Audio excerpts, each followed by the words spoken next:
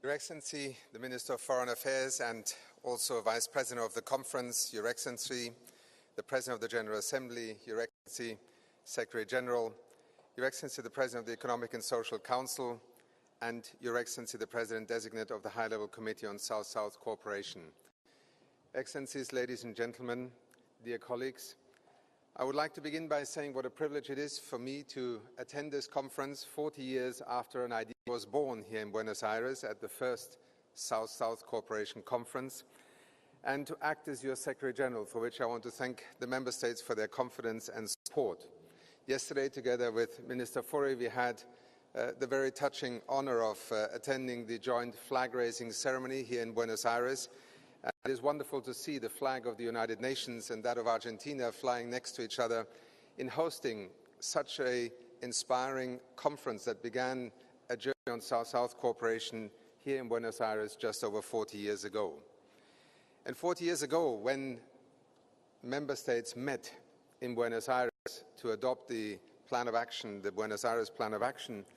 it marked the beginning of an idea that was to change the way that international cooperation was to evolve, not only between countries, but also within the context of international cooperation generally and within the United Nations. It was a time that was very different from today's, and as we meet 40 years later here in Buenos Aires for BAPA+40 or PAPA+40, it is also a reminder of how far we have traveled together, how significantly the world has evolved since that time, and how important the concept of South-South cooperation and triangular cooperation remains to this world.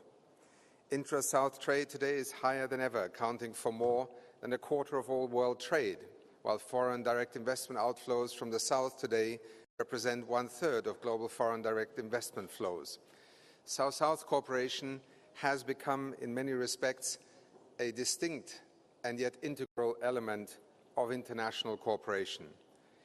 It is distinct and integral to the development of the global economy as we view it today. It is distinct and integral to the Agenda 2030 and the Sustainable Development Goals, and it is distinct and integral also to the United Nations Sustainable Development work, and indeed the work of the United Nations Development Programme, whose own journey in accompanying South-South cooperation has been an integral part of the agenda since its birth. Indeed, a year before the Buenos Aires Conference in 1978, it was UNDP that helped to facilitate in Kuwait a meeting that drew out the principles and directions that would then inform that first conference and ultimately the Buenos Aires Plan of Action. In today's world, South-South cooperation, triangular cooperation are indeed distinct but integral also to the work of UNDP.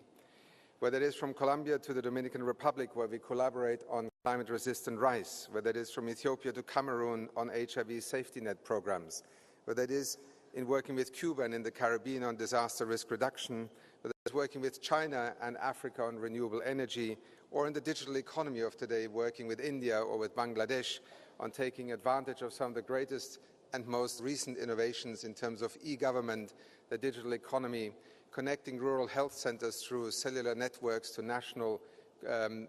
cold chain management systems for vaccines, having access points, as we have seen in Bangladesh with the access to information system and network that allows citizens with now 5,300 e-government access points across the country to significantly reduce their time to take advantage of government services. These are just a few of the examples that have become an integral part of the offering that we also want to renew as UNDP here in Buenos Aires in the year 2019 to South-South cooperation and triangular cooperation. In today's portfolio of UNDP, we depend on South-South cooperation to a degree as never before. More than 900 projects distinctly identify South-South cooperation as central to our work,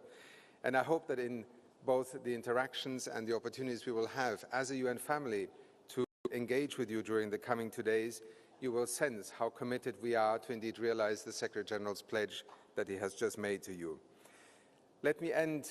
Excellencies, by thanking all those who worked so hard to make this conference possible,